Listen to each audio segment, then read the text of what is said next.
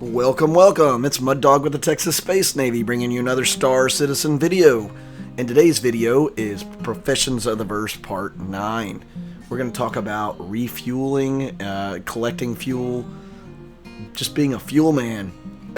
So right now we have two ships in the game that are refuelers. The really one is a variant of another. And then we also have a somewhat kind of starter ship that's not in the game yet, that's still on the concept table, that hopefully before the end of the year we will get in game.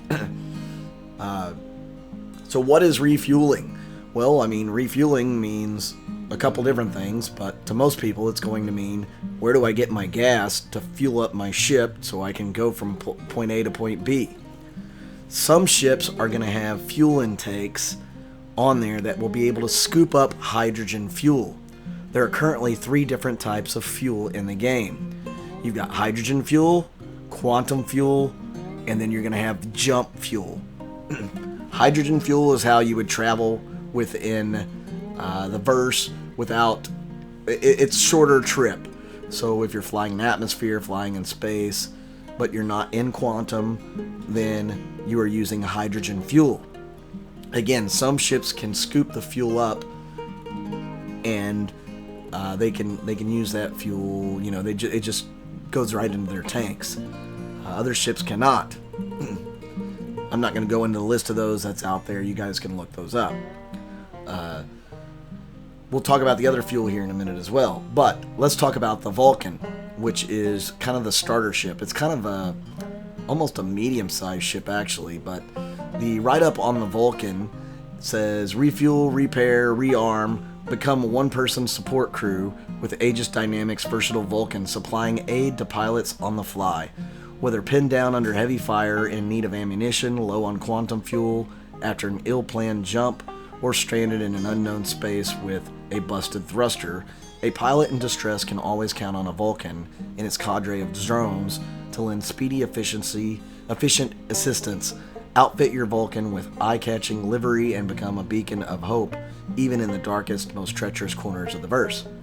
It is 38.5 meters long, 16.5 wide, and 10 tall. It's listed as a medium-sized ship with a cargo capacity of 12. Has a speed of 210 meters a second. Excuse me. And a minimum crew of 1 and a max crew of 3. So this is kind of a jack-of-all-trades entry-level ship.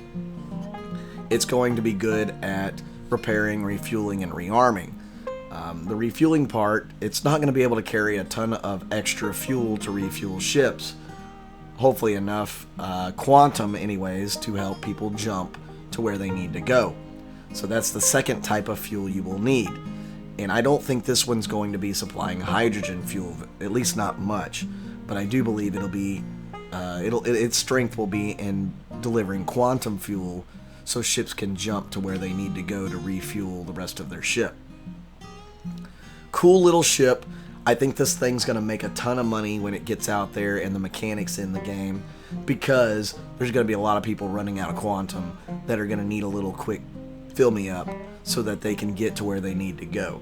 So I think this ship's going to be awesome at all the job it does. I mean, it's not going to be, you know, it's not going to make hand over fist cash, but I think you're always going to have a job. There's always going to be somebody needing fuel, ammo, or repairs. So this ship is going to be the jack of all trades for you guys that want to work in a small crew or by yourself. It's going to be able to take care of the job. So next up on the refueling and fuel collection is the Starfarer. So the write-up on the Starfarer says, the Starfarer differs from traditional bulk freighters in one key way. It's a dedicated fuel platform. The Starfarer is designed not only to load, store, and protect fuel stasis units, it is designed to take in spaceborne gases and refine them for use without landing. And while it excels at this, the Starfarer can also be used to ferry traditional bulk cargo pods. The listed cargo capacity is only for a dedicated cargo room and does not account for the extra space available from the bulk cargo pods. So this thing is 101 meters long, 46.5 meters wide, and 23.5 tall. It is large. This thing's massive. It has a cargo capacity of 295 inside the ship, but a speed of 115, which means it's super slow. The afterburner speed's only 890 meters a second. The thing is very slow. It's ponderous, but you can collect fuel. And I think you're going to be able to collect fuel of all types, quantum, hydrogen, and maybe jump fuel. They haven't really said what's going to be able to collect the jump fuel, but if I had to guess, they're going to allow this thing to be able to do that so that you can refuel the smaller ships that have jump drives. I think it's a must-have for any decent-sized fleet or org. You're going to want at least one Starfarer in there.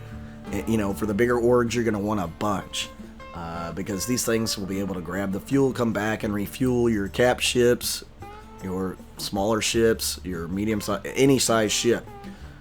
It's going to have, the regular Starfarer has 3 fuel intakes, whereas the Gemini, which is the military variant, only has 2, and it replaces the front scoop with a missile rack, which you could take off and you know, interchange with scoops.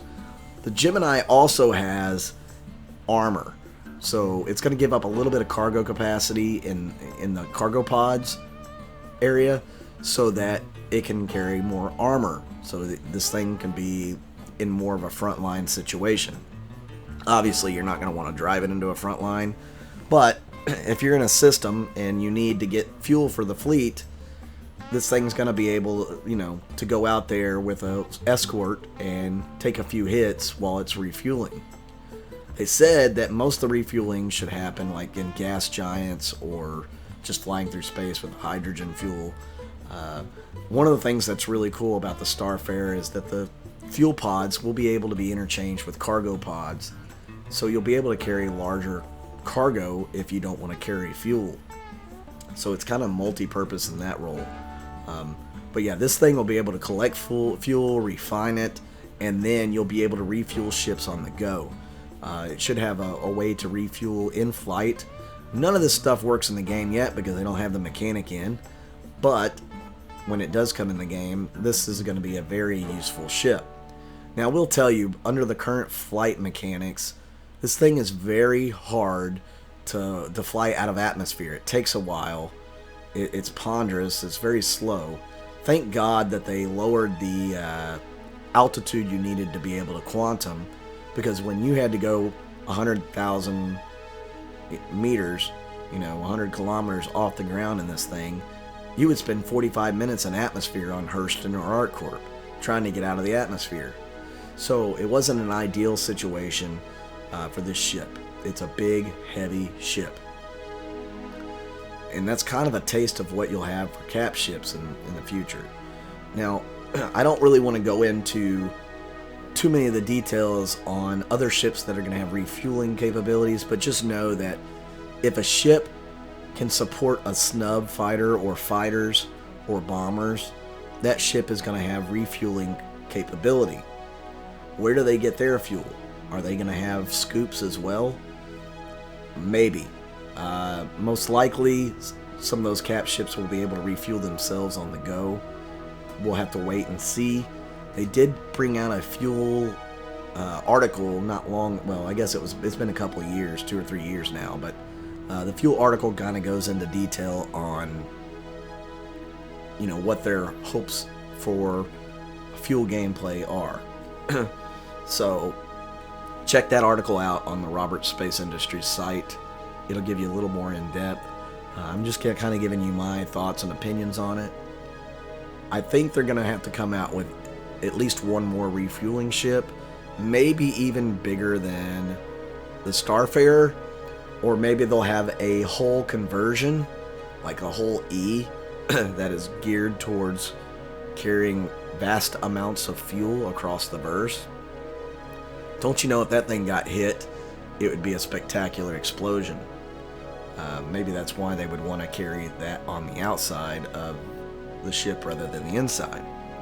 I can imagine a Starfarer getting hit is going to be a pretty large explosion as well. But yeah, the refueling mechanics, I don't know. You guys tell me what you think. is going to happen with the refueling mechanics in the future. Let me know what you guys like about the current Starfarer and Starfarer Gemini, what you don't like. What do you think about the Vulcan? And that's going to be a ship from Aegis. You know, again, that would be something I think would come from Drake, but it does have a little bit of Aegis in it, so it's an Aegis ship. The Gemini is a MISC ship, or I should say the Starfarer is a MISC ship, but the Gemini is kind of retrofitted by Aegis, if I'm not mistaken.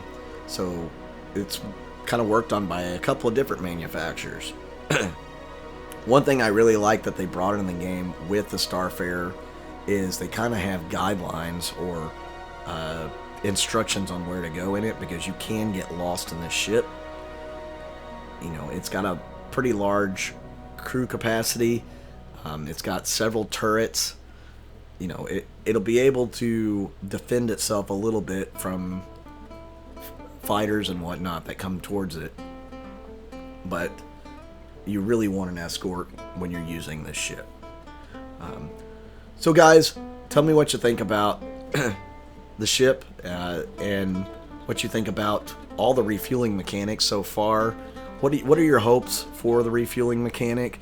Are you guys going to be a fuel man? Are you going to be going and collecting the fuel? Or are you going to be taking fuel out to stranded waygoers, you know, that are out in the black that run out of fuel? What are your thoughts and feelings about fueling? Let me know in the comments. If you guys like this video, hit that like button, hit the subscribe button, and hit that little bell icon to let you know whenever I do another one of these videos. I really do appreciate all the guys, all you guys who have watched my videos lately, all of you who have subscribed.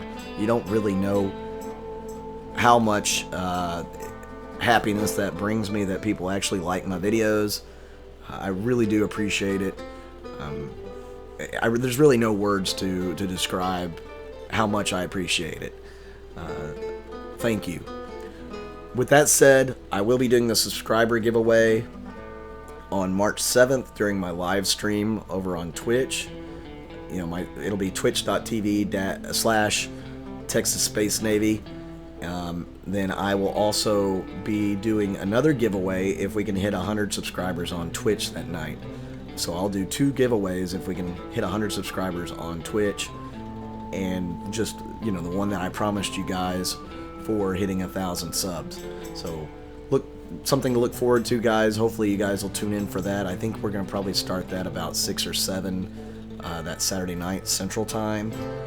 So I hope a lot of you guys can tune in and watch and cheer us along. I'll be playing with my org, and we're going to see what kind of nonsense we can get into.